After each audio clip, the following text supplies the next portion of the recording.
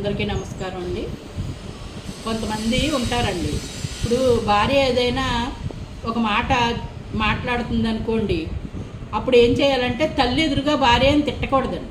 తిట్టకుండా పక్కకు తీసుకెళ్ళి, నువ్వు మాట్లాడేవు మా అమ్మని, ఆ మాట తప్పు, అలా మాట్లాడుకో, ఎప్పుడు మాట్లాడుకు, నువ్వు అలాగా మాట్లాడితే అది పద్ధతిగా ఉండదు. ఆవిడ పెద్ద ఒకవేళ ఆవిడ మాట అన్నదనుకో ఏం కొట్టుకుపోదు కదా, మీ అమ్మాయితో అందా, అలా ఉండు అంతే. నేనేదైనా ఉంటే నేను మాట్లాడతాను, నువ్వు మాట్లాడుకో.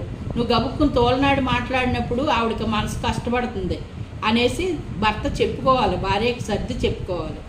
భార్య ఎదురుగా తల్లిదండ్రులని ఎవరైనా తిట్టారు అనుకోండి, అది ఆవిడ బాగా అడ్వాంటేజ్గా తీసుకుంటుంది. ఎందుకంటే వాళ్ళ అబ్బాయి వాళ్ళని అంటున్నాడు కదా, మనకేంటి అన్నట్టుగా ఉంటుంది. ఎప్పుడు ఆ సిచ్యువేషన్ రానివ్వకూడదండి.